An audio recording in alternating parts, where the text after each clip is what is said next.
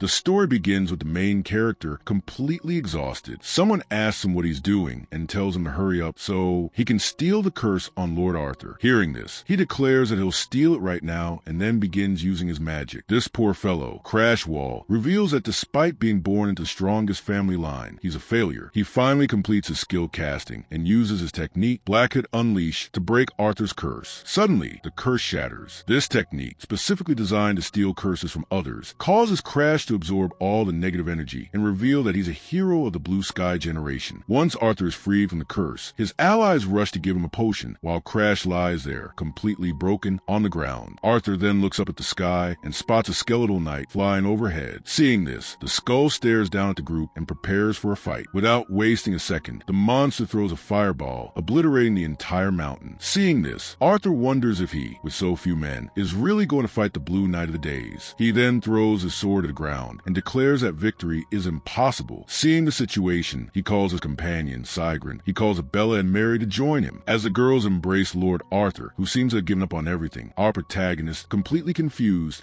asks Arthur what he's doing. Arthur simply replies that he's still going to end everything. Hearing this, Crash feels as if the world's last hope has been lost, and all that remains is ruin. He becomes furious that his companion is giving up the fight so easily and wonders if the hero has any idea how many sacrifices have been made to get here. Crash then recounts how many people lost their lives while Arthur was chasing the girls. At that very moment, a girl tells Crash to shut up. It's Sigronia, the Empire's third princess, who defends Arthur and says he did his best. She even calls our protagonist, who only knows how to steal, trash, and tells him not to dare lecture Arthur. Hearing this, our protagonist is shocked and enraged at being called trash. He then extends his hand and asks how they dare say such a thing to the person who has saved his life so many times. He shouts that if it weren't for his abilities, they would never have made it this far. He then offers to refresh everyone's memory, starting with Ela. Abella is a princess of the Magic Tower, also known as the Red Witch of the Blue Sky generation. Crash reminds him that if she can't speak, she can't use magic. Yet she has asked him countless times to deal with her curse. He also remembers that Abella attacked him when he himself was suffering up under her curse, just because he went to get painkillers. His attitude of belittling everyone hasn't changed even then or now. He then turns to the Empire's strongest spear, Mary Diana Fenn. He calls her a brainless idiot who falls for every curse, and then tearfully begs him to steal them. He then talks about the princess who called her savior trash even though she sacrificed her eyes for him. He turns to Sigrain and asks if she has any idea how he felt when he helped her. Crash recalls how Sigrain bullied him at the academy for being the only one from the Starland Kingdom faction. He was beaten up multiple times, and people called him a failure who couldn't even fight back. People even doubted whether he was the real Wall High. Yet Crash endured everything and healed his eyes. He reveals that he endured all this because Sigyun was a member of the Blue Sky generation, the last hope for saving the world. While she was a hero, he considered himself a disgrace to the kingdom, a failure with no fighting talent. This prompts our protagonist to question the point of spending so much time cleaning up their mess. He says that with anyone else, it probably wouldn't have been possible, but with Arthur around, they should save the world. He then remembers the moment he first saw Arthur and admired him, even knowing he was leading those fools. Crash saw him on the front lines of the Blue Sky generation, and at that moment decided he would always be by his side. Returning to the present, he asks Arthur why he's giving up so easily. Hero replies that he can tell the truth now and that it's safe to talk because the world has already ended. He then reveals that he's going to start everything from the beginning. Hearing this, our protagonist is completely stunned. Arthur confirms that this isn't the first time he's witnessed the world's destruction and that his special ability is called regression. Hearing this, Crash is completely stunned. Hero further explains that he has acquired a memory inheritance technique that allows the three girls to regress their memories. Crash processes all this and realizes that if everyone starts over with their experiences, the probability of preventing destruction in the next life increases significantly, and this was Arthur's plan all along. Arthur then declares that he will start everything from the beginning with just three girls. Hearing this, our protagonist, shocked, asks what will happen to him, to which Arthur smiles slightly and says the crush is no longer needed. At that moment, our protagonist can't believe what he's just heard. Arthur explains that Crash's Blackhood ability was useful because it allowed him to steal powerful curses that were impossible to break, but he questions what the point of regressing with Crush is when his body and mind are completely broken. So Arthur says that it would be more efficient to have a new, clean version of him in the next life. It's then that our protagonist realizes that he was used as a disposable item from the very beginning. Arthur had already planned to discard him. The hero coolly tells him not to worry. He'll use him in his next life and the one after that. Then he says goodbye and promises to meet again. Arthur and the girl begin to fade, and our protagonist tries to persuade him to stay. Extending his hand, he feels like he knew all along. He thinks that if Arthur had considered him a true companion, he would never have allowed others to ignore and mistreat him. Helplessly, he screams at Arthur to take him with him. Meanwhile, his accumulated consciousness slowly begins to fade. He realizes that at this rate, his life will end before the world does. In this situation, he decides not to let things end like this. It's revealed that his Blackhood ability not only affects curse steel,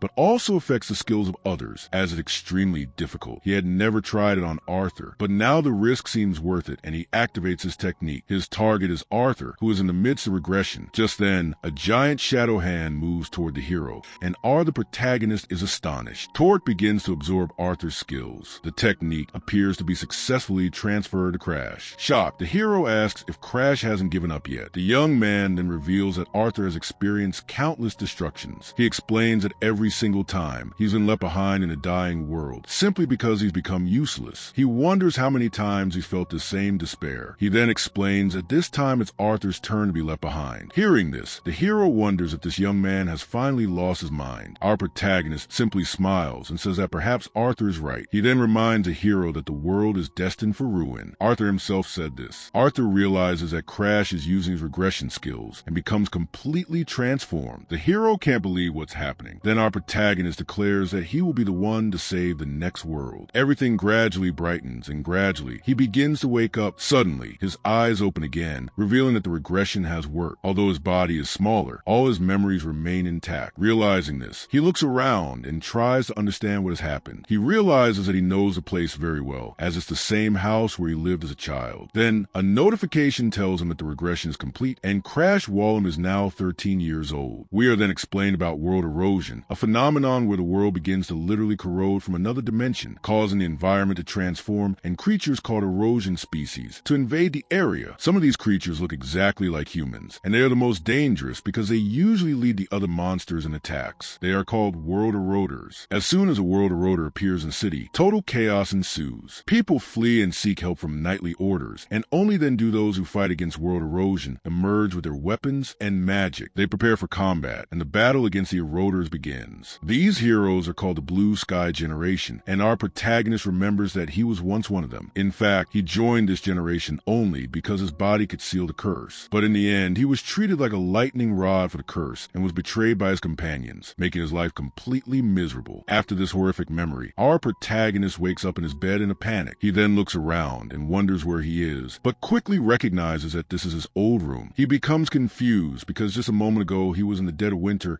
and now it is so hot here that he is sweating. After this, he realizes he's at Azurpine Mansion, the same place he lived as a child. Realizing this, it dawns on him that his final gamble, using the Blackhood on Arthur, has actually worked, and he's stolen the former hero's regression skill. Our protagonist laughs at the thought. He can't quite believe it all happened, but then he wonders how he managed to steal the technique. He knows that most people believe the Blackhood is a skill that can be used freely without any restrictions, but the truth is, it has a very specific flaw. To steal a target with the Blackhood, it requires unlocking a lock that is generated upon activation. This lock is based on the value the owner assigns to the target, even if it's just a stone picked up from the roadside. If the owner considers it precious, unlocking the lock becomes absurdly difficult. Because of this, things the opponent considers valuable, such as his skills, become exponentially more difficult to steal. He concludes that the higher the value, the more conditions are required, and the difficulty should have been much higher. At that moment, he thinks about Arthur and wonders what was going on with him at that time, as he remembers the Blackhood activating, but he didn't see Locke. Locke's absence forces him to believe that Arthur himself wanted to rid himself of his regression skills. He is shocked to think that the great king of heroes would want to throw away such a powerful ability. Then he remembers that Arthur would sometimes display a completely exhausted expression and behave as if he were simply moving mechanically, if he were repeating a tamed world over and over again, alone, so it was impossible for him to remain in his sanity. For Arthur, regression was no different than a curse. That's why he planned to pass his memories to the three girls, and this time, he would regress with them. The transformation from Blackhood to Skill Steal, while excluding our protagonist from the equation, confirms only one thing. The Arthur he knew lost his regression ability, and was left behind in a world on the brink of destruction, where Dice's Blue Knight collided with Meteor Shower, meaning now he's gone. Our protagonist then says that he took the very ability Arthur so desperately wanted to throw away, and that Arthur should be thankful for that. Thinking about this, he lets out a pitter-patter, remembering how he was always kept separate from the group, treated as if absorbing the curse was was normal without caring how much his companion standing in front of him was suffering. He remembers the despair and pain of that time. With a look of revenge, he says that Arthur deserved it and calls him a piece of trash. In the present, before going out into the hallway of the Easer Pine Mansion, he looks at himself in the mirror and notices how young he is. He appears to be about 10 years old, and despite his short stature, he has a decently muscular physique. This physique is a result of daily sword swinging to survive in the Vollum family, the strongest martial house in the Stalin Kingdom. Observing this, he deduces that if he is at the Easer Pine Mansion, it must have been right after his trial ceremony at age 10. This ceremony is held by the Vollum family to prove one's strength and determine which god will be granted a contract and which skill. The more excellent the contractor, the higher the rank of the god. For this reason, the direct line of the Vollum family has always been valued. However, our protagonist was a sole exception. He was born without any martial talent, and therefore no god chose him. Shortly after, he was expelled from the main house and sent to the Azure Pine Mansion, where all the family's failures are sent. And now, the Vollum family's greatest failure. Only he knows how the world will end, an end that even the blue sky generation couldn't prevent. Looking out the window, he wonders if he can stop the world. Then he sees a vision of the impending destruction, but after a moment of weakness, he clenches his fists and tells himself that this is no time to complain, because it's not a question of whether he can or not, but that he must stop the world's end. If the world is destroyed, he will perish with it. This thought fills him with determination, as there are no other options left. Just then, he is contemplating the first step to stop the destruction when someone arrives and interrupts his reverie. A butler appears and addresses him as young master. Our protagonist recognizes him. It's Aridu, and he's shocked because at this point, he wasn't even alive. He was the mansion's only butler and the only person who cared for him despite his failure. But then he remembers that this was the same butler who had given him his brother's poison and whom he had asked when he was going to use it. This was the same man who had given him the poison at the age of 14 and taught him the meaning of his first bit of blood. Then we see a brief clip of a girl fighting with all her might. She attacks a joint monster in front of an audience. Her blow is so powerful that the monster seemingly falls down on the spot. The crowd is completely shocked by this, and two people comment among themselves that this girl is only 15 years old. Yet the knights are unable to reach her. This girl turns out to be Charlotte Wall, our protagonist's older half-sister,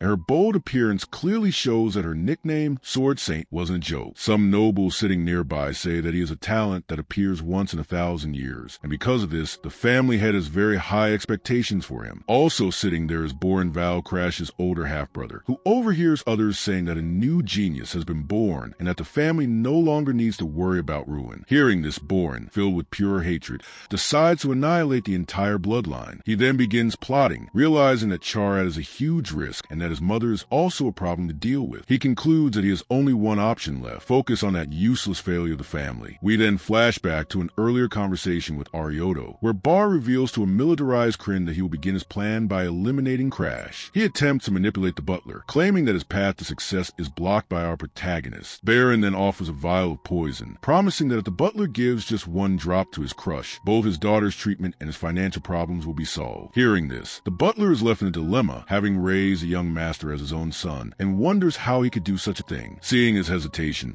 Baron calls him out by name in a stern voice, pushes him into a corner, and asks if he would choose someone else's son over his own daughter. Seeing no escape, the butler bows his head in defeat and answers no, sealing the betrayal as the poison is mixed into our protagonist's food. The scene flashes back to the past, and our protagonist's hand begins to tremble. He remembers seeing Arioto lying on the ground with a knife stuck in his body. With the last of his strength, the butler apologizes to young Master Crush for everything. Seeing this, the young man breaks down in tears because, despite the betrayal, he considered the butler like a father. Then, Ariato's bloodstained hand falls lifeless to the ground. Our protagonist sits beside the body and blames himself for what happened. It is revealed that in the original timeline, Ariato was guilty. Unable to bear it, he consumed Poison Steve and left this world. Back in the new reality, the butler tries to feign ignorance, but our protagonist confronts him, saying he knew he was going to be removed because of his daughter. Hearing this, the man is speechless, and the young man asks him if he really thought his plan would always remain secret. Our protagonist then realizes that if he continues to pressure Butler, he will be cornered again, so he decides to change tactics. He backs down and says that if he hadn't been a failure from the beginning, Irito would never have received such an order. Hearing this, the butler is completely confused. He expected the young master to cry or get angry, but is surprised to see such a lack of maturity. Our protagonist then looks at him with a new attitude, and instead of punishing him, he extends his hand and asks him to come with him. Seeing this, the butler is shocked by the young master's transformation. Crash then gives a very strange order, asking Arya to Arioto to cut through the wall, which confuses the old man even more. Our protagonist challenges him, saying that being from the ducal house of Walheim, it should be easy for him. Arioto agrees. Wasting no time, the butler takes position. Aura emanates from his body, and he grips the hilt of his sword. He then makes a precise cut in the wall. The cut is so clean that our protagonist is impressed and realizes that a secret passage has been revealed. Arioto is shocked to see that there is a secret passage, but our protagonist simply congratulates him for a good job. The butler, looking at his young master, thinks he looks like a completely different person than before. He also feels as if the boy has been up all night lighting the place, as his presence feels like the head of the family. They then reach a door locked with chains and a padlock. Our protagonist wonders what happened here, but quickly puts those thoughts aside, telling himself not to dwell on past times. He remembers that after the fire, everything turned to ashes, but this time he's arrived before the tragedy. The butler offers to cut the chessboard, but our protagonist stops him, saying they can't be cut. With a determined look, he declares that this time he'll test his own strength and activates his Black Hood ability. With the Black Hood, he easily breaks the padlock and chessboard, and the butler is stunned by the young master's strength. Arioto then asks if he signed a contract with a god, to which our protagonist replies that his skills haven't rusted. Deep inside, he thinks he hasn't signed any contract at this point, but then, to trick the butler, he tells him that he has made a deal with an insignificant god and that he can tell his father if he wishes. Hearing this, the butler is shocked by the young master's audacity, as just yesterday he had a lifeless look in his eyes and was about to sign a contract with the overnight god. After this, he has completely changed. Gradually, Arioto begins to believe that if this is his current young master's crush, he can achieve something great, even if she isn't on his sister Charlotte's level. With a determined smile, the butler seems to make a decision. He turns to our protagonist, calls him young master, and swears that he won't tell anyone, at least until the boy completes his task. Our protagonist understands that this is the downside of regression, because Arian is also changing when he takes actions different from his past. However, the butler who bit him in his previous life remains alive in his memories. He then thinks that perhaps Arthur granted him the regression ability because of these discrepancies, and that if he cures the butler's daughter, he will gain his loyalty. With this thought, he decides to increase his number of ponies and tells Arioto to do as he pleases. While he thinks he'll find a solution to his daughter's treatment later, the priority right now is the secret library. With that thought in mind, he opens the door, and as soon as it opens, an intense glow emanates from within, shocking him. Powerful energy emanates from within, its force so intense that it takes his breath away. Despite the countless curses he's received from world erosion,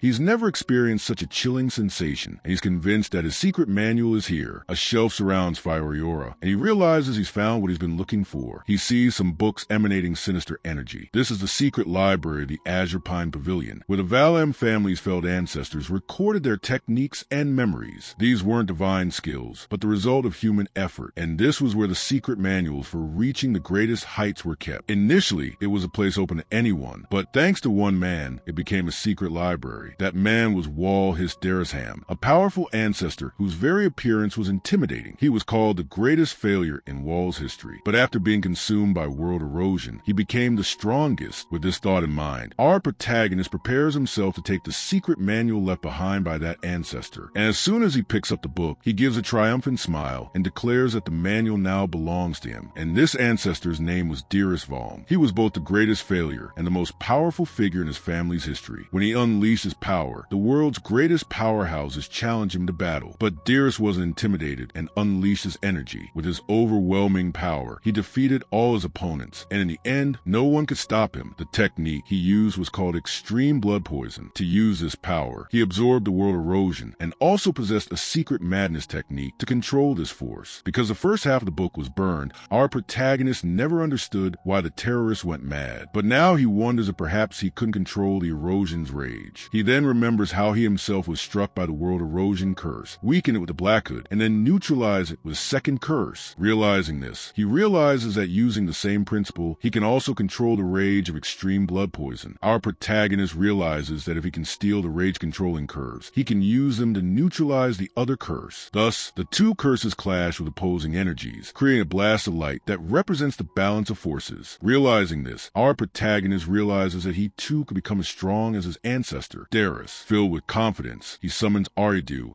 and Aridu immediately responds to his master. Our protagonist then issues his first order, telling the butler that from today onward, no one should enter the Aju and Pine mansions. The butler understands everything perfectly and, without hesitation, follows his master's orders. As he leaves, Arioto reflects on the fact that since the young master overlooked his mistake, he must pay for it. He decides to reject the Baron's proposal, as the young master is now his only true master. Meanwhile, Baron Wall, upon hearing the news of the butler's refusal, explodes in rage, asking himself how he could do such a thing to the good-for-nothing. He sees a news article about Charlotte and thinks that both the genius of the century and the failure irritate him equally. Barrow laments that if that woman's dirty blood hadn't come away, he and his sister Lilash could have protected the direct bloodline. The girl standing next to him seems to share the same contempt, and the situation forces him to grit his teeth in pure frustration. He then calls out loudly, and a servant immediately appears. Boron orders him to go to the Azorpine mansion and find out why the butler changed his mind. The servant explains that he couldn't even enter the mansion. Hearing this, the entire bar is dumbfounded. The young man explains that Arioto has blocked the entrance and warned that he won't let anyone in, he won't let them come, not even the family head. Hearing this, Barvan becomes furious and calls our protagonist an arrogant failure. Meanwhile, in the library, our protagonist is meditating and concentrating his energy. He takes a deep breath and exhales a puff of purple aura. Then, with clenched fists, he wonders if he has finally reached the entry level of expert. There are several levels of aura, starting with aura user, ending with expert master, and finally aper. The second stage is expert, which has the most aura,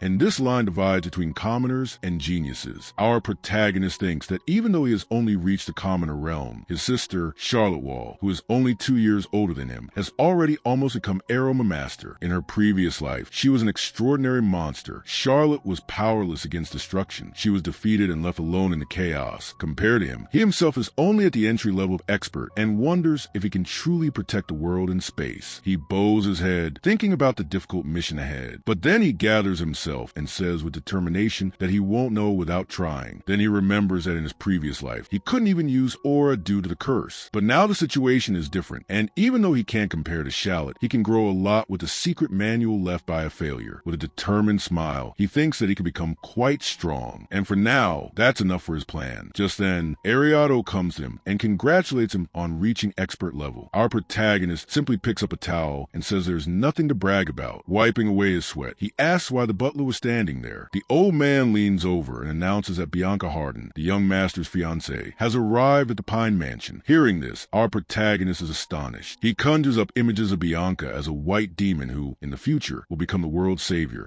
annihilating everything, and who defeated one of the top 10 most powerful beings in heaven. But then he composes himself, remembering that in the present, she is merely the Harden family's youngest daughter. Seeing the little girl standing at the gate, he realizes that this is all just a political marriage. Thus, the Wallen family is rid of failure, and the Harden and Harts, who rule the North, gain a connection to the strongest Marshall family. Our protagonist realizes that both families are using him for convenience. He actually needed to talk to Bianca, and he's surprised that she's come to him on her own. It's here that we're introduced to Bianca Harden, the youngest daughter of the rulers of the North, whose mother was affected by the world erosion even before her birth. From the moment of birth, little Bianca was affected by a plague called the Snowdall, a curse so severe that it reached her soul, making it impossible to break. Body contaminated because of this. She couldn't even make a contract with any god. Being a cursed child, born in exchange for her mother's life, she inherited extreme coldness from her own family. Thinking about all this, our protagonist wonders if Bianca hated him. He just hopes this feeling doesn't interfere with his plans, as the Snowdall curse is a key to controlling the extreme blood poison's rage. Crash notices that his appearance isn't presentable. Roto immediately offers to bring clean clothes, and the boy thanks the butler with a slight smile. He then asks the old man to bring the visitor inside and wait. We then return to the past 5 months ago, where Crash angrily pushes Bianca, yelling at her to get out and accusing her of only wanting the Valm family's power, along with the town castle. The girl endures his harsh remarks without a word, and then he throws her out of the room. The little girl thinks she didn't come there of her own free will. In a flashback, her father explains that for the Harden family to survive, an alliance with Valem is necessary, and that with her beauty, winning over the youngest son will be easy. He places a hand on her shoulder and says that the fate of the entire Harden family and the Harden household depends on her, whether she has emotions or not. The girl believes that she knows the difference between right and wrong. That's why she thinks that if she hadn't been forced into a political marriage, she would never have dealt with cynical, full-mouthed loser like Crash. She hesitates a bit, but then decides that she should be the one to reject this engagement. Returning to the present, our protagonist realizes that perhaps he was overly harsh in his past life. Already dressed, he tries to lighten the mood by complaining that a girl with a sensitive tongue was served hot tea and says he'll talk to the maid about it later. The girl stares at him silently, seemingly unresponsive, as if uninterested in pursuing the conversation. The boy then suggests that since the weather is nice, they take a walk in the garden, where there are flowers that don't even exists in the north. With that, he calls Arioto and asks him to bring macadamia nut cookies from the garden, to which the butler immediately obliges. Walking down the hallway, our protagonist says that his journey must have been long, and since he's engaged, they'll have more chances to see each other in the future, to which the girl simply confirms. Crash then remarks that his tone sounds more like that of a superior officer than a fiancé. Bianca continues to look at him silently, as if processing the situation. She thinks something is definitely wrong because the last time they met, his gaze was sharp and piercing,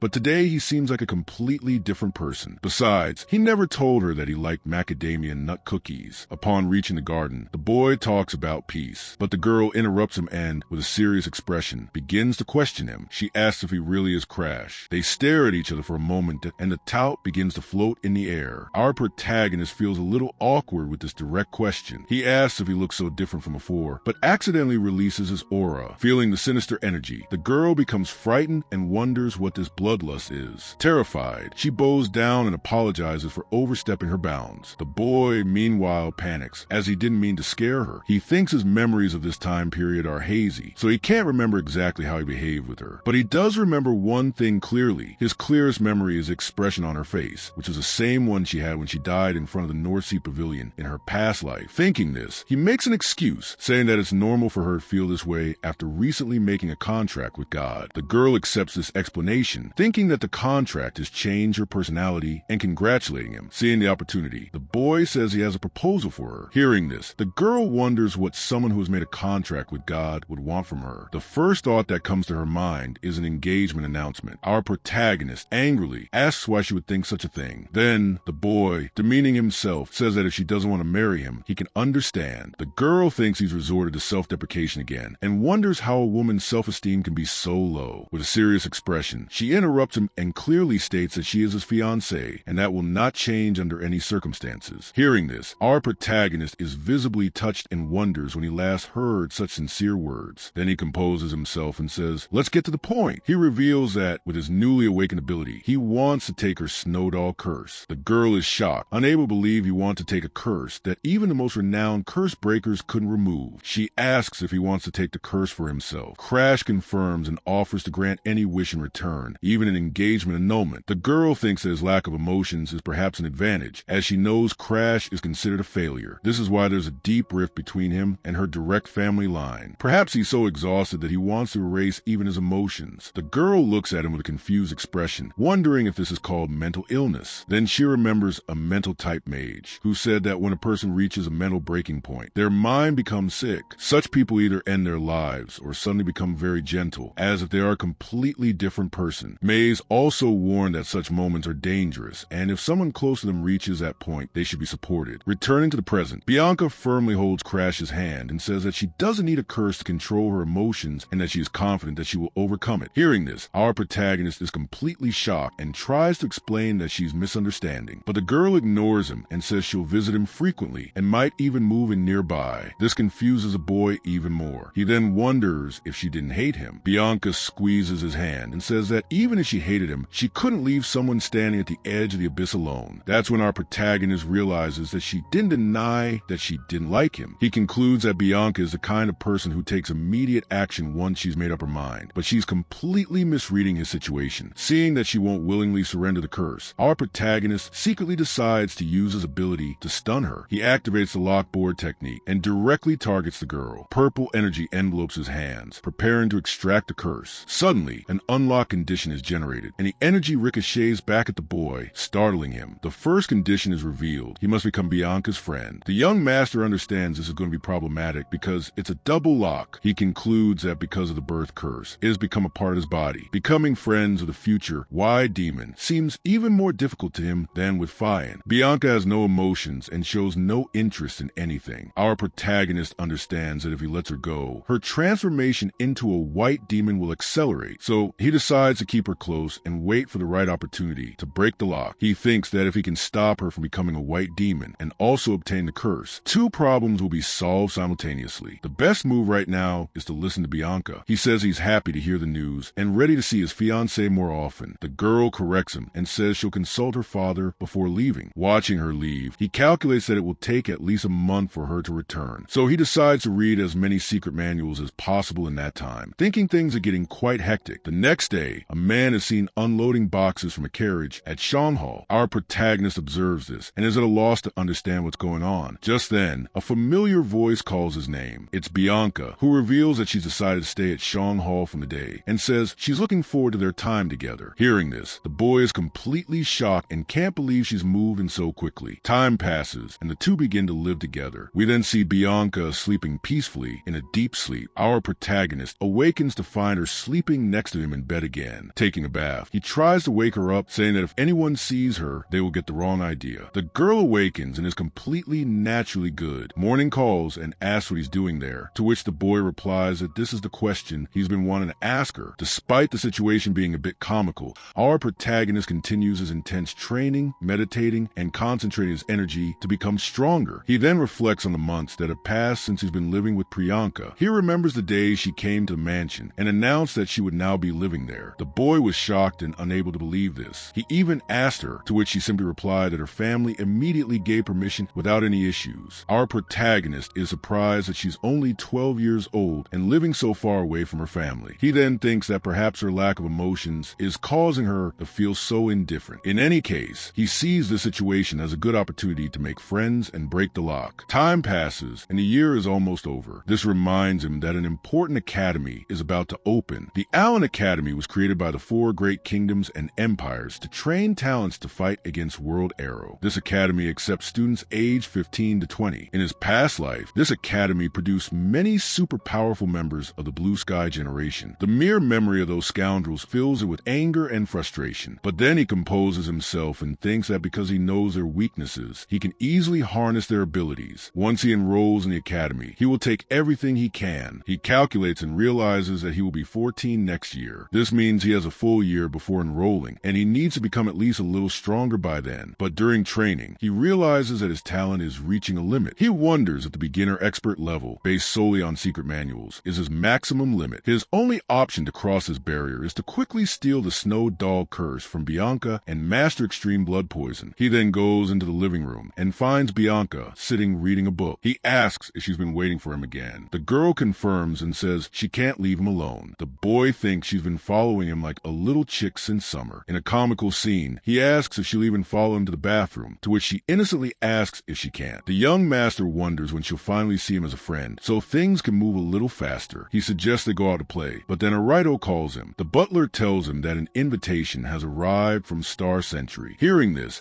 our contestant becomes confused as he didn't remember it. It's then explained that Star Century is the annual miners' party held at the Star and Kingdom, where almost everyone comes to network and make connections. Hearing this, he remembers the event and thanks the butler for the information. He thinks back to the time he lived as a recluse at the Azor Pine Mansion before his regression.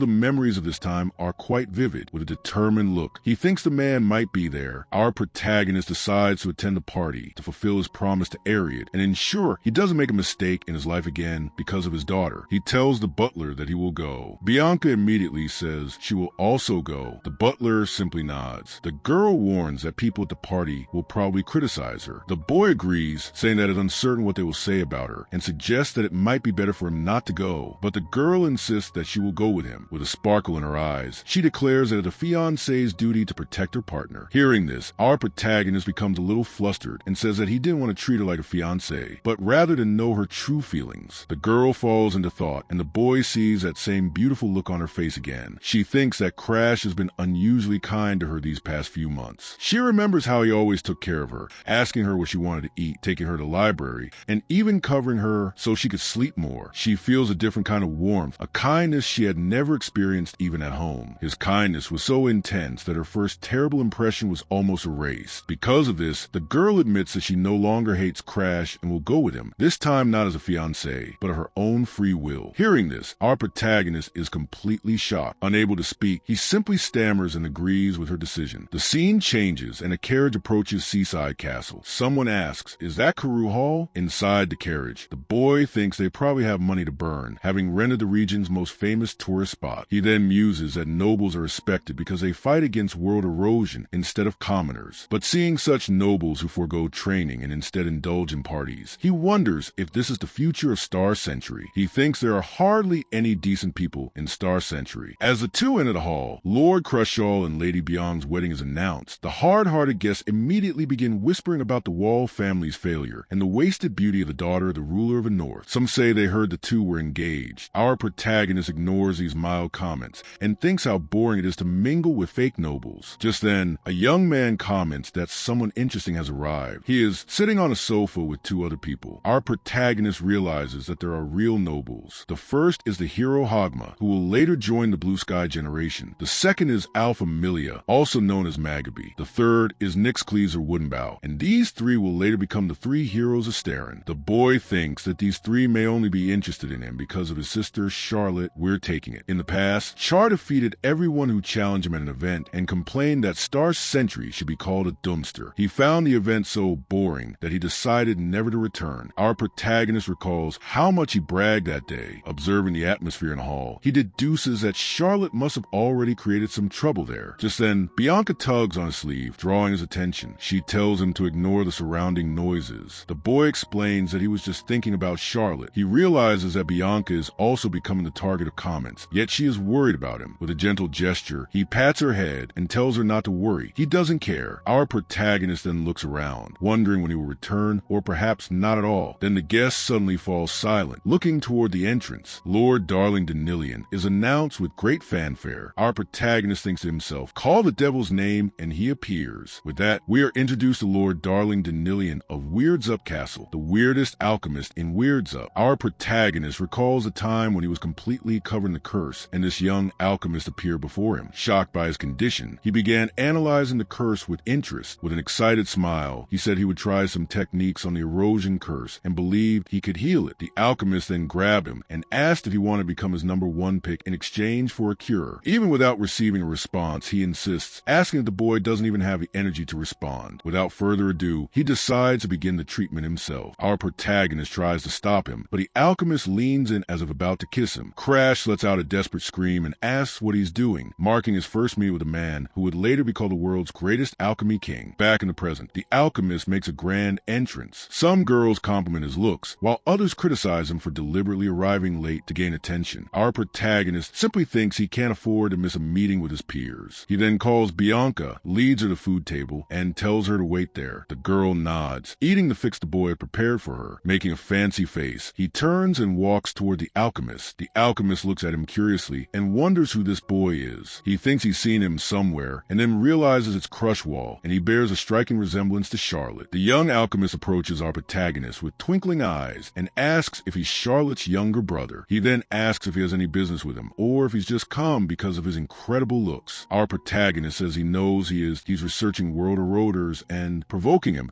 asks if this is piquing his interest. Alchemist laughs and calls him a provocative little brat. Vern then says that now that he's piqued his interest, he better be prepared. With that, he leaves the room and puts a do not disturb sign on the door. Alone in the hall, he looks at the displayed weapons and asks how old Crash is now. Alchemist picks up a displayed sword. Our protagonist replies that he's 13. Young Alchemist comments that he looks young, but his aura doesn't match his age. The boy says that deep down he's an adult, having graduated from the academy, and he doesn't have much time, so he wants to get straight to the point. Alchemist smiles and tells him to say whatever he wants. Suddenly, young Alchemist throws a sword at him. Our protagonist reflexively catches him with a surprised look. He barely has time to react, and the Alchemist launches a quick attack, which the boy blocks. Our protagonist asks why the sudden attack. The Alchemist explains that he has finally met Charlotte's brother and wanted to see his skills firsthand. Crash thinks to himself, what a pain, but the Alchemist reminds him that he had something to say. As the two exchange blows, our protagonist attempts to strike up a conversation and begins a serious fight. The Alchemist is shocked by his skill and wonders if he was truly a talentless failure. Our protagonist replies that while it may not seem like it, he trains daily. He thinks using secret techniques against the scholar is complicated, so he decides to destabilize him. He then mentions the Alchemist's curse neutralization research and says he's interested in helping him with it. Darling Denilion is completely shocked by this. The Alchemist, underestimating him, asks what he knows about alchemy to want to cooperate with him. Taking advantage of the distraction, our protagonist makes a quick move and corners it with his sword at his neck. He then talks about research into neutralizing the World Eroders' curses with other curses, saying that to become a first-class alchemist, he must prove his research. The young alchemist lowers his sword and shows interest in the proposal. With a confident smile, our protagonist offers his help with the research. Using his curse-stealing ability, the alchemist is completely shocked to feel his aura and wonders how a skillless failure can have so much power. He then realizes that if Crash's story is true, this is a perfect opportunity to prove curse neutralization with supply and demand. With a cringy smile, he asks what he needs to do in return. He even jokingly suggests becoming her boyfriend. Our protagonist tells him to keep quiet and explains that in the future he will acquire many curses and wants the alchemist to create a medicine that can weaken them. The boy thinks that simply gaining abilities is enough, because despite possessing extraordinary powers, the Blue Sky generation couldn't save the world. That's why a failure like him has no choice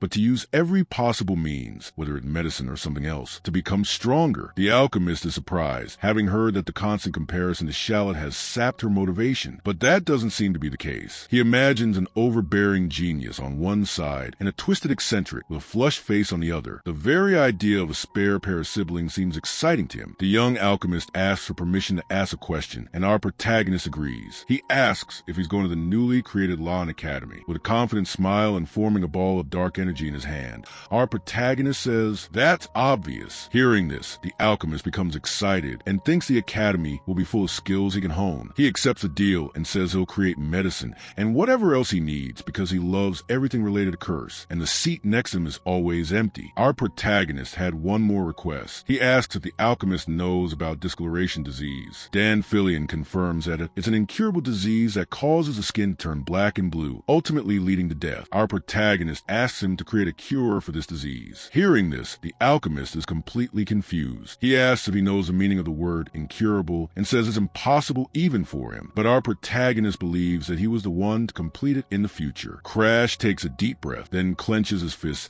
and confidently declares that the alchemist can do it. The young alchemist's pride is awakened and he accepts the challenge. The two seal the deal with a fist bomb. Our protagonist says to contact him at Azure Pine Mansion when the medicine is ready. The alchemist agrees and says he will deliver it himself. But before leaving, the boy asks one last question. He asks if he likes his sister. The alchemist passionately replies, "I love Charlotte." The boy questions her offer of a boyfriend. The young alchemist laughs and says he's still a child and won't understand. Then, coming closer, he reveals that he likes men too. Hearing this, our protagonist is completely shocked. He shouts, "Not him," and runs away. The alchemist calls him future lover from behind. As he walks away, he thinks he remembers the alchemist really was that kind of person. He then returns to the main hall and observes the guests. With a somber look, he appears to be searching for someone. Suddenly, he sees another guest holding Bianca's wrist. The girl seems uncomfortable and calls out our protagonist's name. A strange energy fills her eyes. In a quick and furious movement, our protagonist kicks the man hard in the face. The impact of the kick sends the man flying away, and the guests watch in shock. Lying on the ground, he complains of pain. Our protagonist accuses him of trying to take his fiancée by force. With a furious look, the boy asks him about his intentions. He repeats the question with even greater intensity, making it clear that he will not tolerate such behavior. The boy is horrified by his reaction and tries to defend himself. Our male protagonist accuses the man of trying to touch a 12-year-old girl and calls him trash. He asks if he has any strange instincts. The man panics and explains that he was only following Princess Claudia's orders. Our male protagonist is shocked to hear the name Claude or Stern. The man confirms that the second princess sent him to bring Lady Bianca to her, and because the girl was registering, he mistook it for a royal order and tried to take her by force. Our main character then looks at Bianca, who seems quite frightened by the situation. He knows she's the youngest daughter of the rulers of the North, but because of the curse, the nobility dislikes her. This is why he finds it strange that the princess, who usually only entertains herself with her loyal servants, specifically invited Bianca. Our main character feels something is wrong with this story. He observed the princesses from afar and realizes that some things don't add up. He realizes there's another connection, and with a sly smile, he identifies the true mastermind, Kimmy Inks, the same boy who was constantly after his sister. He remembers that after being beaten by Charlotte at Star Sanctuary, Inks hated him, but also admired him because he couldn't defeat Charlotte. So he targeted her younger brother, which he considers a very sloppy plan. With a sigh of disgust, he thinks he's figured everything out, but he wonders if this means Inks might drag Bianca into his plan. He approaches the fallen man with a threatening aura. He tells him he'll be there, but instead of meeting the second princess, he'll meet Inks, leaving the man confused. Our male character provokes her, claiming he serves the princess, but he doesn't even know whose orders he's following, and his intuition is off. Then he extends his hand to Bianca and asks her to come with him, leaving the man behind. They walk through the hall together. Our male character asks why she refused to go with the man. He already knows who the mastermind is because he has memories from before the regression, but he wonders why Bianca, who is only 12 years old, refused to obey obey the princess's orders. The girl replies that she asked him to wait. Our male character is surprised and touched by her answer. With a slight smile, he compliments her and pats her on the head as they walk. As they approach the closed door, Tiger Boy Barack Hogma greets them. He seems happy to see her and explains that he's come to meet Inks. Tiger Boy confirms that Inks said to let him in if he comes. Our main character, Barack, thinks of Hogma,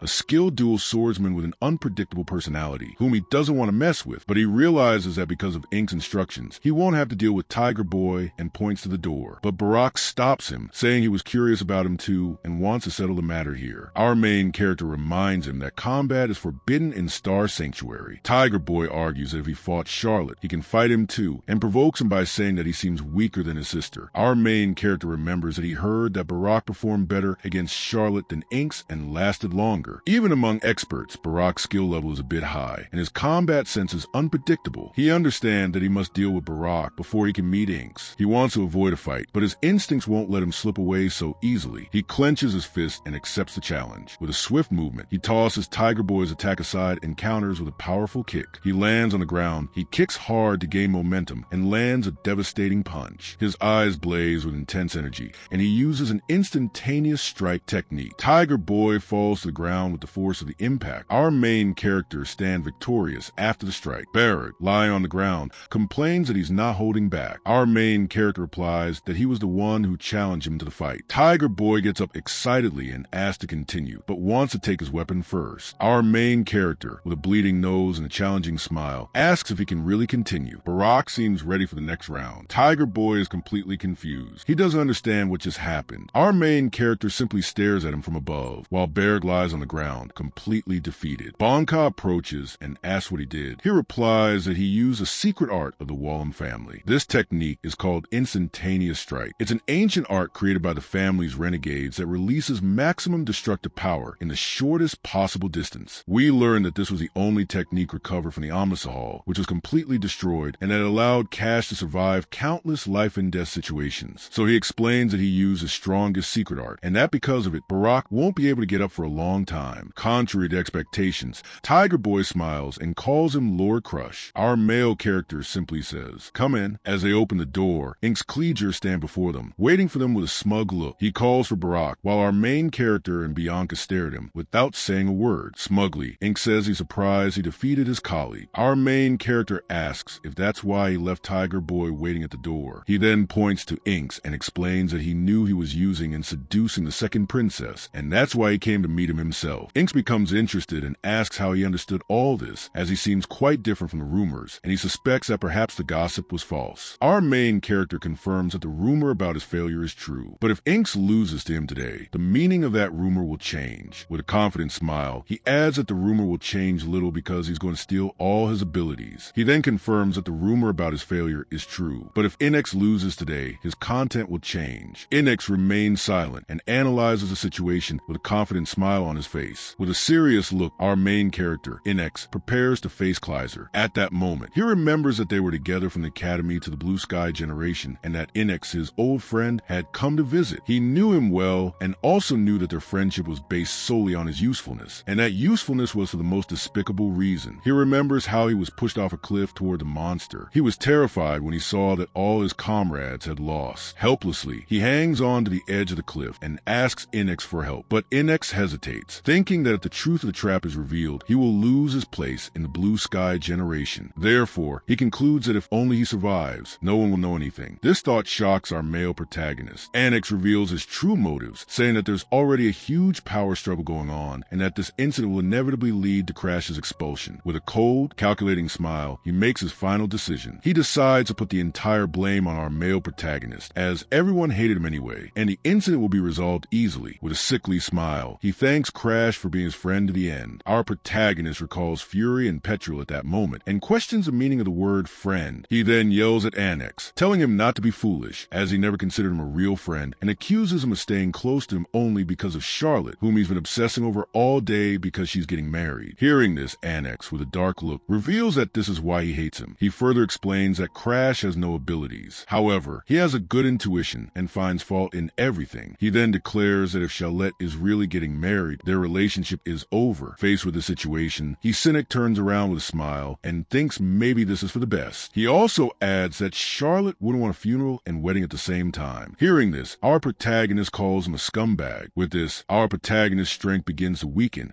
and his hands slip off the cliff's edge. As he falls, he wonders if this is the end of it all. Suddenly, Arthur appears, saves him, and asks if he's okay. That was the moment they became teammates. Back in reality, our protagonist thinks that this is the beginning of a new misfortune. Meanwhile, Enix remembers that he was expelled from the Blue Sky generation because of Arthur's testimony, and he was furious that Arthur tried to marry the princess. But now, he wonders what he would be like now. With a smug smile, he comments that Crash's way of speaking and his posture resembles Charlotte's. And seeing this, our protagonist realizes that Annex hasn't changed at all. Crash steps forward and stands in front of Bianca, telling Annex not to mention his sister's name so casually. He then asks if she really thinks they look alike. Immediately, a purple aura emanates from his body, and our protagonist charges toward Annex, ready for a fight. He confirms that he's just like his sister and has a personality that accepts any fight that comes his way. Annex simply stares at him with a confident smile, unfazed by the incoming attack. Our protagonist attacks with a powerful kick, but Angus summons a wooden root and blocks the blow without losing his balance. He uses the root as support and propels himself into the air. From there, he prepares for an aerial attack and delivers a powerful punch that lands directly on Angus' face. Our protagonist doesn't stop there, taking advantage of the opening to kick his opponent's side. But then he's taken by surprise and thrown back by the impact. It turns out that wooden Tentux had caught him and thrown him forcefully to the ground. Nevertheless, he lands safely and prepares for his next move. With an irritated look, he thinks that Angus is a very annoying opponent after all. Angus asks if that's all and suggests using a weapon and activating his family's secret technique called Moki Tendaziki. This is a special secret technique that strengthens and freely manipulates plants with aura and also complements the technique's limits by multiplying the plant's recovery abilities. Hearing this, our protagonist bends down and picks up a piece of wood from the ground, wondering if Annex really asked him to use a weapon. With a challenging smile, he stands up and promises that in that case, he'll fight with his opponent's own wood. Annex gives a mocking laugh and asks if he really believes that. He then sends several wooden roots toward our protagonist, challenging him to block an attack with a branch. But our protagonist moves with amazing agility and dodges all attacks with ease. Seeing this, Annex is completely shocked and incredulous that he survived. He thinks that if he were a genius like Charlotte, it would make sense. But for a failure like Crush, he wonders if he even had the mind's eye away. With a confident smile,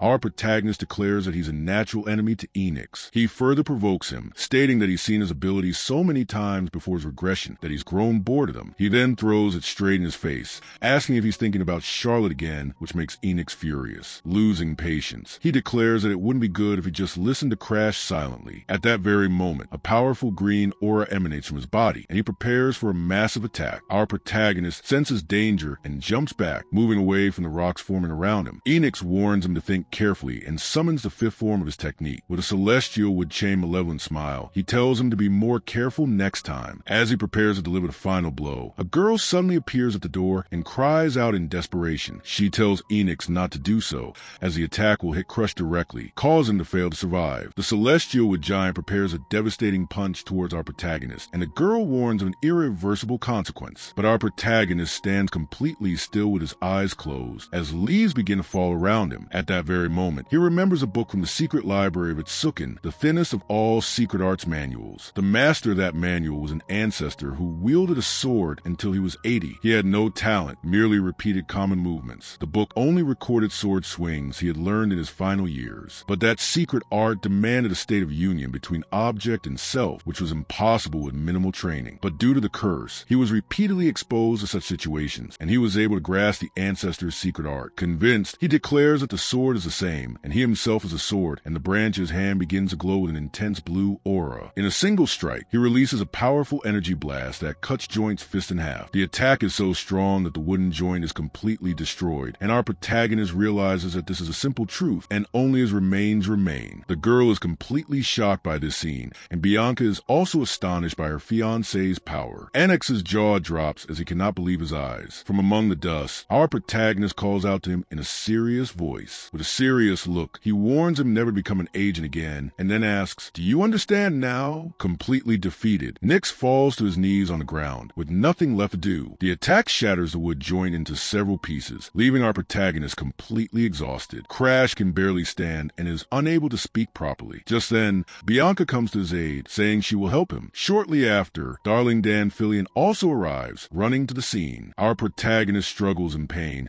as Bianca she's holding him tightly. The young alchemist tells Vern that she'll kill him just like that and tells him to leave him to her. This idea seems plausible to our protagonist. Then darling Dan Fillion easily picks him up and carries him on his shoulders. Back in the main hall, the other guests begin gossiping, unsure that failure has defeated Annex. The young alchemist realizes that rumors are spreading rapidly in the hall. He wonders if the boy is being bold or just acting without thinking, but concludes that no matter what, when he wakes up, he'll be famous. Furthermore, he's a little worried about something else. Annex's earlier expression troubles him, and he feels that the boy will try something after this. Given this situation, Vern tells our protagonist that he can't depart from this world until he helps him with his research. A week after the Century Party, our protagonist is back to his intense training. Standing among the debris, he finally feels free from the damage inflicted by his last strike. He thinks that if he had continued using the same technique and cornered Enix to the end, his condition would have been even worse, and he remembers that he fainted inside the carriage on the way back. Because of this, he regrets that if he hadn't fallen unconscious, he could have at least done the prep work for the ability steal. With a determined look, he thinks he considered two methods: the standard method of unlocking Black Hood, and the second was to guide the opponent to underestimate the value of their own ability. He wanted to use the latter option on Enix, because the special feature of this method is that it becomes easier to execute if the opponent is defeated overwhelmingly. Because the Wood Giant was defeated with a single strike, the doubt Enix felt spreads like ripples in water. As he was defeated by a failure he always looked down upon. Gradually, he begins to doubt the value of his own technique. Because of this, even though it may take some time, our protagonist is certain that Enix's recovery will eventually be his. Therefore, with the 1 year left until the academy starts, he plans to spend every day training to surpass even the genius. But then he is interrupted. Arioto arrives at the door and calls for young Master Crush. The butler informs him that Master Perkin has arrived at the Azor Pine Mansion. Hearing this, our protagonist thinks his brother is also at his limit, having refused his messages twice. Lying on the sofa, he says that this cannot be postponed any longer and asks the butler to let them in, to which the old man agrees. While waiting, Bianca approaches and offers him a glass of water, and our protagonist, Occult, thanks her. The girl asks what's wrong and says she smells of sweat, which makes him a little embarrassed. He thinks that maybe the waste comes out when he uses aura and covers his nose. He takes it, thinking that the erogenous stench might have dulled his sense of smell. Bianca asks if he'll wash up before meeting Master Barkin. He refuses, saying he has to move again anyway. Hearing this, the girl tells him not to come near her. Our protagonist is surprised and asks if she's giving orders to her fiancé. He thinks Bianca has grown up and become a little sassy. Soon after, the girl runs away and he goes after her, asking if she can really escape him. He thinks Bianca is like a little sister to him, and that's why he just wants to tease her. But then he reflects at the people he knew before the regression. He might have looked at his present self with cold eyes. Then, an image of Arthur appears in his mind, calling his name with a disapproving look. The hero's voice echoes in his mind,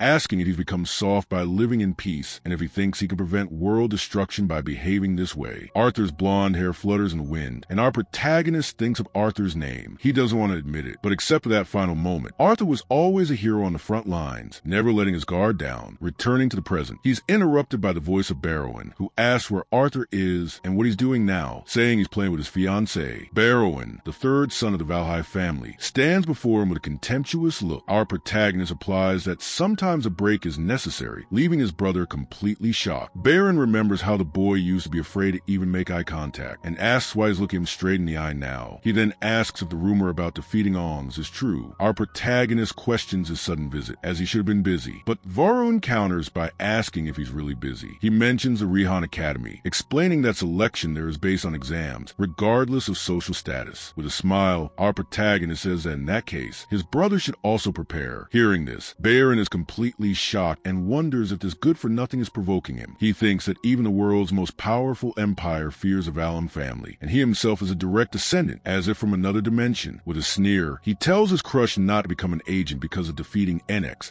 and dismisses the idea of studying as a joke. Our protagonist agrees, saying that it's natural for a commoner to be concerned about entering the academy. This attitude further irritates Barrowen. He then changes the topic and reveals that the real reason for his visit is to deliver an order. Barrowen informs him that they have to go to Mount Garlek, where world erosion has occurred, and that they must stop it. Hearing this, our protagonist is shocked, as family missions are usually mandatory after the age of 15. With a Malaysian smile, the older brother tells him not to worry, he will be his guardian, and provoking him, would someone who defeated Enix be afraid of such a small thing? Our protagonist immediately understands that his brother wants to test his abilities and keep him under control, but he still accepts the mission and tells him to to leave. He thinks he's more accustomed to world erosion than a peaceful life anyway. And even if this turns out to be a trap, he has an escape plan. As he prepares to leave, Bianca asks where he's going. Our protagonist warns her that he'll be away for a while due to the erosion and, with a confused expression and a slight smile, asks her not to follow him. The girl simply questions his orders. The Baron is irritated by this interference. He leaves, and our protagonist replies that sending a 13-year-old to stop world erosion is an upside. He then stands in front of Bianca, calls her Fianni, and asks if anyone is generous. Brother will take a 12-year-old girl's words seriously. His determined look clearly shows that he's not going to back down. This causes the older brother to grit his teeth in pure agony, seeing the autistic nature of that good-for-nothing guy. He simply scoffs, turns his back, and walks away without a word. Immediately, our protagonist places a hand on Bianca's head and congratulates her. Job well done. The girl replies that she didn't do anything. In a playful tone, he says that it's okay if she doesn't know. Then, Bianca touches his head and tells him not to faint again. With a smile, he agrees, says goodbye, and leaves the mission, with Bianca watching him go. This is followed by a brief explanation of world erosion, in which a foreign dimension invades reality and gradually warps it away. In some cases, corrupted life forms such as joint insects appear, and in others, the land itself mutates and takes on an entirely different form. If the erosion becomes severe, the entire area can transform into a different dimension. A group of knights comments that a swamp has formed on Mount Garrelac. One of them says he has heard the erosion is classified as 3 stars and asks if the purification unit has moved. Another replies that the operation will begin once the Lord is defeated. They conclude that a squad of mid-level expert knights will handle it without much problem. The knights further add that while Broken may seem rude, he is already at the advanced expert level. Therefore, defeating the Lord of the eroded lands will not be difficult. Arriving at the site, Broken calls out to the protagonist, who responds immediately. Broken then reveals that he brought him there to give him first-hand experience. With an innocent smile, our protagonist nods and calls him brother, but he wonders what gives him a right to talk about experience. He then reflects that he followed his brother, despite his pressure tactics, for one reason only, and that reason was to test a provisional method to suppress the rage of the extreme blood poison. As they proceed, the knights engage the monsters, and a precise strike cuts an insect in half. One of them complains that the monsters aren't stopping, and another asks to look to the side. Our protagonist instructs the knights, warning them about a headless creature that still has teeth. He explains that if it bites, its body will expand, and tells them to reinforce its entire body with aura. The knights immediately obey. A knight comes forward and calls him Lord Crush and asks if he's ever dealt with World Arrow before, to which our protagonist simply replies that he's only 13 years old, and it would be funny if he'd faced something like that before. Hearing this, Bar laughs and wonders how the useless brat can act so confident, considering they've just entered the barely eroded zone. He remembers his first visit to the erosion zone at the age of 15, and his pride was completely shattered. He wonders how these good-for-nothing knights have the audacity to lecture him, saying it's nothing compared to his experience. With a look of superiority, our protagonist turns to the knights and tells them not to compare him to his brother. Hearing this, the Baron becomes furious and grinds his teeth. He grips his sword's hilt tightly, thinking to himself that if Crush grows up to be like Shallot and surpasses him, he will be the true failure of the Wallum family. This thought deeply shakes him. Suddenly, our protagonist calls him brother, snapping him out of his reverie. He reveals that they have reached the location of Almost Lord, and a red substance begins to spread across the ground. Older brother comments that he's lucky because the situation seems easier than the erosion he faced before, and that Lord Erosion seems to be the only corrupted entity around. But our protagonist, Vern, points out that this means they should be even more cautious, because a 3-star Lord who can sustain corruption alone is extremely dangerous. Hearing this, the other knights panic, but Owen yells at them not to be afraid and not to be disturbed by a child's words. He adds that it's just a 3-star monster and tells him to finish quickly so he can return home. The knights immediately obey again. Our protagonist thinks he'll be fine without him and will focus on his own task. Then suddenly, his eyes widen as if he's realized something. He sees World Erosion's presence and realizes that after mastering extreme blood poison, his perception has become much sharper than before the regression. Thinking this, he picks up the red substance on the ground and injects it. Suddenly, his eyes turn completely red and he feels intense pain. He then coughs up a large amount of the substance, causing the others to worry. Ignite asks if he's injured, but our protagonist lies and says he just slipped. Baron offers to pick him up, but he refuses, saying he's fine. He wipes blood from the corner of his mouth. He thinks that coughing out the substance is the real reason he mastered extreme blood poison. According to the secret manuscript, he first has to merge his aura with the erogenous energy. Then he has to observe the flow of this aura, which circulates endlessly like a vast, roaring river, until the erogenous energy is absorbed and the aura slowly swallows up this massive flow, creating a new color that cannot be overwritten. Now his eyes are completely red, and he feels that he has reached a new level of power. He staggers slightly to the side, getting used to the new sensation, and wonders if this is all that remains after rage, because no sane mind could withstand such devastation. Given this situation, he decides it's time to use a forbidden technique. It's revealed that after the CO Hall in Damarsval Hollow was sealed, an ancestor discovered the hidden archives, which were considered lost to history. However, due to his blindness, he couldn't read the grimoires, and he resealed the secret library to prevent anyone like him from accessing them. He left only one grimoire in the hidden archives, extreme blood poison. Simultaneously, a powerful blue aura begins to emanate from our protagonist's body, and this energy rapidly spreads throughout the area. It turns out this is aura-based extrasensory perception, a technique that detects every sensation solely through energy, a kind of sixth sense. He explains that for now, he can only extend its range to his fingertips, but even that is enough to perfectly understand everything around him. With a victorious smile, our protagonist realizes that the place where he stands is no longer completely consumed by erogenous zones. He concludes that the density of erogenous zones has weakened, and he has overcome them with his sixth sense. Even after his victory, he wipes a little blood from his mouth, demonstrating that the effort was not lacking. He knows this is only a temporary measure, as absorbing erogenous energy always carries the risk of triggering rage. Therefore, he understands that he will still need Bianca's Snowdoll curse for stable control. Nevertheless, our protagonist clenches his fists, satisfied that he has indeed suppressed rage. He realizes that he has taken another step forward in his journey, and Broken, watching from a distance, appears completely shocked. Suddenly, our protagonist looks to the side as if he sensed something strange and can't believe what he sees. Before him stands a bewildered creature with a stone-like body and a human face carved on the top of a mango. The mango-shaped face appears to be sleeping peacefully, but the next moment, the creature awakens. Its eyes glow with a threatening red light. Several barbaric bodies merge to reveal the creature's full form. A barber cries out in fear that this is a lord of erosion, and the monster's body is seen covered in skulls. Immediately, the creature unleashes a defining cry, completely terrifying Roin. Even our protagonist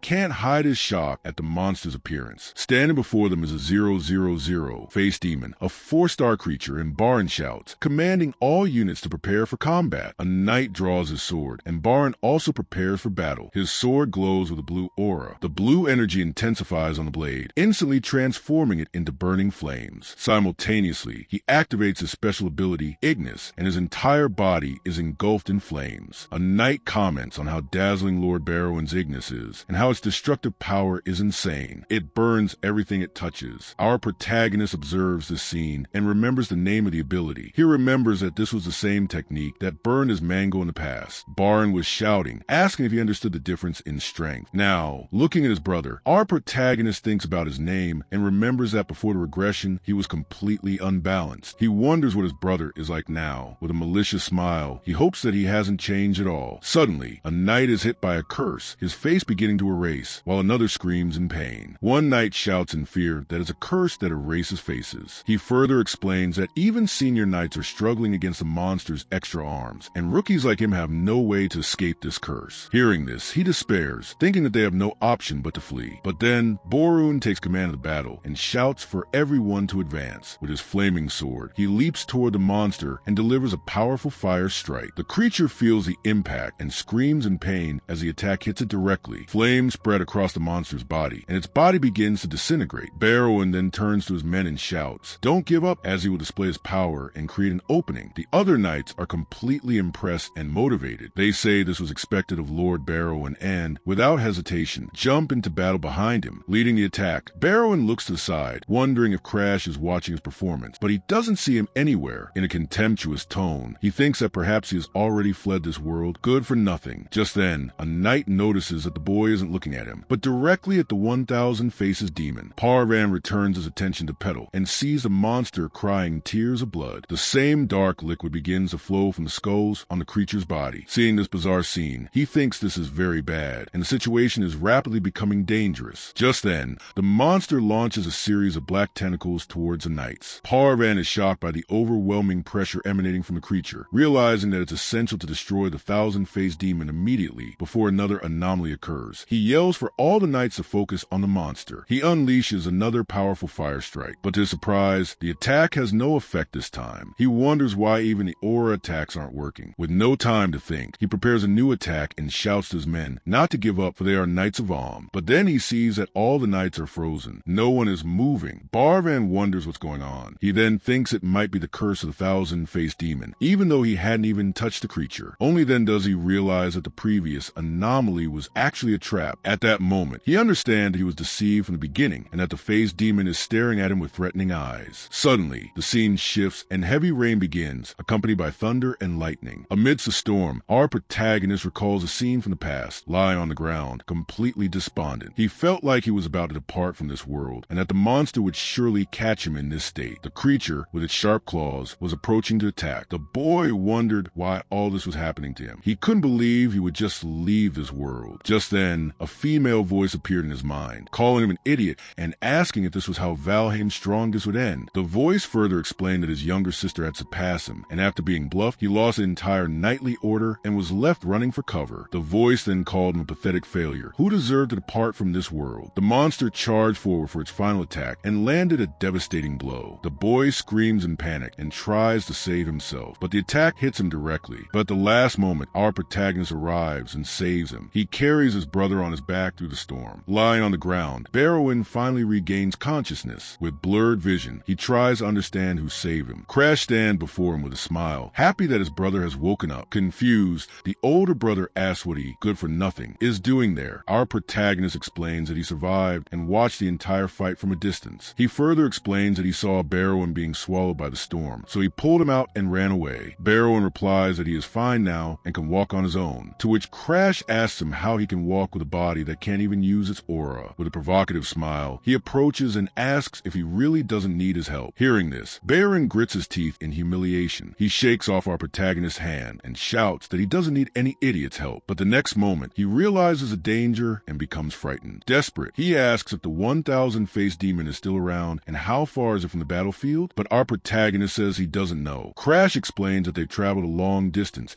and still haven't been able to get out. This means the world erosion has sealed itself. Hearing this, Brown becomes completely horrified, realizing they can't get out without defeating the creature. In frustration, he curses the situation, and our protagonist tries to calm him down by calling him brother. He then reveals that there's actually a finishing secret art that Charlotte taught him. He explains that this technique was the reason he was able to fight Annex in Star Century. His brother is shocked to hear this, as he had no idea Charlotte possessed such a secret art. A glimpse into the past is revealed, raising the question, does Brown have any special feeling for Charlotte's siblings, who share Charlotte's mother? Returning to the present, the older brother asks if this technique will truly be able to defeat the 1,000-faced demon. Our protagonist confirms that they can. He further states that it's better to at least fight than to flee this world, dozing under the erosion. As he says this, he extends his hand to his brother and says that he understands if he doesn't trust him. Then he plays his trump card, asking if he at least trusts his sister's strength. Hearing this, Barrowin falls completely silent. He stands up, leaning on his sword, and agrees, because Charlotte is a genius after all. But he warns that if the plan fails, they will both be destroyed. A dark aura begins to spread around them. With a confident smile, our protagonist declares that the plan will not fail. Just then, a voice echoes in the forest, indicating that something is approaching. Both brothers hide behind bushes. Our protagonist warns that the 1,000-faced demon is coming. He asks if his brother's Ignis is ready. Bar confirms by flashing a flame in his hand. Once everything is ready, our protagonist says, "Let's begin the operation." He takes a step forward to initiate the attack. With that, our protagonist prepares for battle, his entire body surrounded by a blue aura. He closes his eyes and focuses completely on the technique. Seeing this, Broken is completely shocked and wonders how this good-for-nothing can maintain such incredible focus. The blue aura envelopes our protagonist's sword. Parvin's eyes glow with the energy, and he thinks he's never seen such pure aura in his entire life. The older brother remembers when Crash talked about combining Ignis with Charlotte's secret technique, and he was skeptical. But now he wonders how his brother was able to master an aura he himself could never achieve. Suddenly, our protagonist summons him and breaks his reverie. He then asks Barrowin to give him Ignis. Despite some hesitation, the older brother agrees and summons flames into his hand. The flames are then transferred to our protagonist's blade. With overwhelming power, the boy prepares to attack. His older brother simply watches. He's at a loss for words. Our protagonist asks if something's wrong and explains that it seems there's enough time to execute the plan, so Broken doesn't need to buy time for him. Hearing this, his brother is completely stunned. Then he notices that the flames burning on Crash's sword are much more intense than his own, and concludes that with this power, our protagonist's sword will surely defeat the 1,000 Feast. Morrowind remembers how he lost his man in an instant and had to run for cover. He thinks that if Crash Crash defeats the 1,000-faced demon, he will become the true failure of this entire story. With this doubt, he begins to wonder if he really is weaker than the good-for-nothing. As our protagonist delivers a devastating blow to the creature with a single attack, the flaming sword cuts the monster with a peach. The older brother is completely shocked by this scene. He can't believe what just happened. A massive fire explosion engulfs the entire area, destroying everything around it. Immediately, the storm and erosion disappear, revealing a calm, sunny landscape. Then suddenly, a voice calls out to his brother. Our protagonist appears, his hair still engulfed in flames, and he announces that everything is over. The older brother, with a forced smile, says that it was easy with a little laugh. He grips the hilt of his sword with a look of pure hatred. He shouts for good for nothing to depart from this world. Without a second thought, he attacks our protagonist from behind, but the boy turns just in time and blocks the blow. Our protagonist is completely confused. Barrowin wonders why he can't use Ignis. Just then, a purple aura emanates from his sword, and with a sinister smile, he thanks his brother. He says he's grateful for his being exactly the same. Immediately, a window appears, revealing the conditions for unlocking the broken lock. The first condition was to voluntarily transfer a portion of Ignis to the target. The second condition was for the target to recognize that they had used Ignis better than him. And the final condition was for their pride to completely collapse. With this, our protagonist punches his brother in the stomach and reveals that Ignis had become as the moment he attacked. A scream of pain echoes through the burning remains of the 1,000-faced demon. Barwin lies on the ground, completely defeated,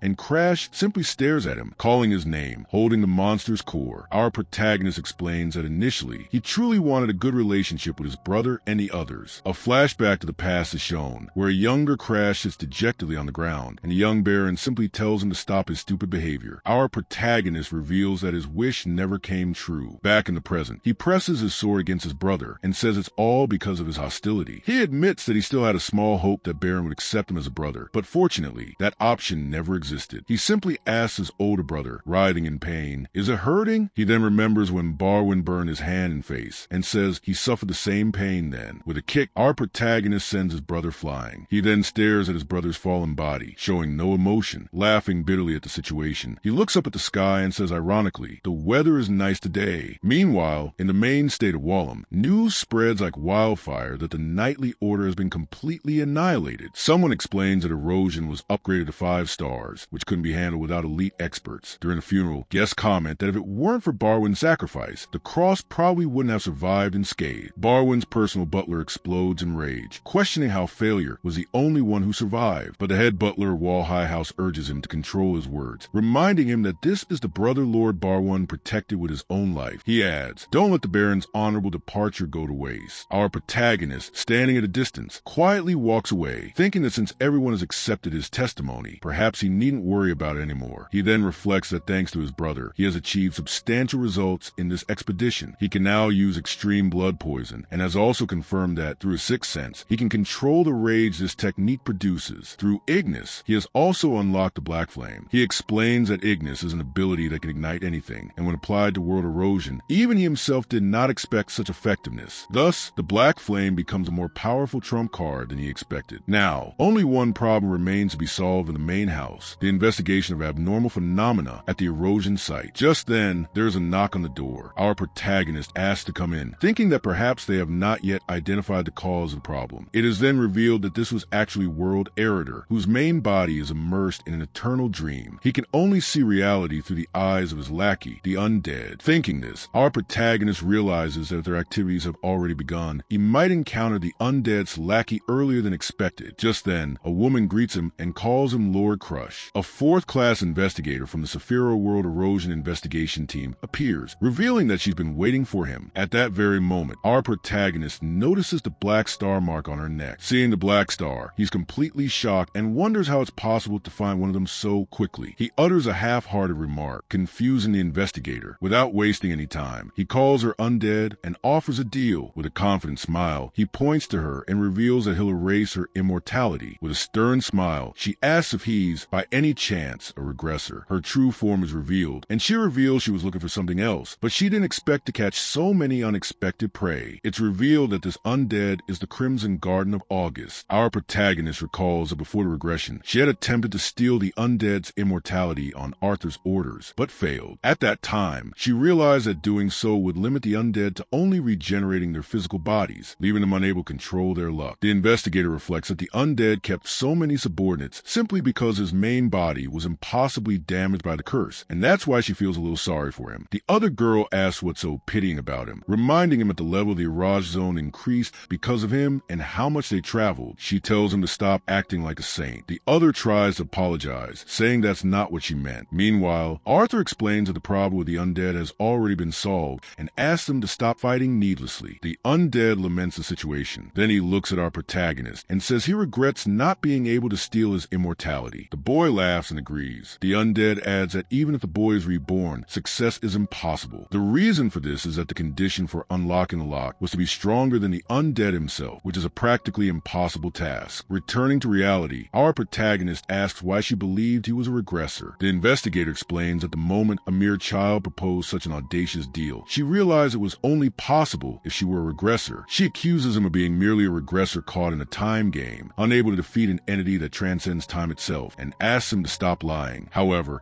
our protagonist clearly states that this isn't a lie, and then a hand with a mouth made of purple aura appears before him. Immediately, he launches his ability towards the investigator. The woman is shocked to see this and realizes that this technique can even steal immortality. Recognizing this ability as the Black Hoods, observing the situation, the investigator clenches her fists as if making a decision. It's then revealed that she only raised the world erosion level to find someone who could end her life. With admiration, she realizes that she has finally found a person who can unseat the curse of immortality. She then asks what the terms of the deal are. Our protagonist reveals his plan, saying that she must cooperate with him to become stronger, as her ability won't activate until she becomes more powerful than him. With a smile, the woman understands that he's asking her to become his disciple and realizes that she was willing to sell her soul to free herself from immortality. Her eyes glow red and she accepts the deal. She releases her true form and declares that the Crimson Garden of August will make him the world's strongest man. Seeing her power, our protagonist is impressed and thinks that it's only the aura that's making him feel overwhelmed, not even his main body. He then believes that with her cooperation, he will definitely become stronger. With the clenched fist, he decides that even if he has to borrow the power of Eridor, he will be able to stop world erosion. It is then revealed that the skill is a unique technique possessed by only one person in the entire world. It may have been. Due to this providence, the regression skill was returned to Arthur in this timeline, and because of this, Crash can no longer regress on his own. This means that if the world in this timeline is destroyed, his existence will end with him. So he tells the investigator that from now on, he depends on her and calls her CRIM. The investigator, confused by the name,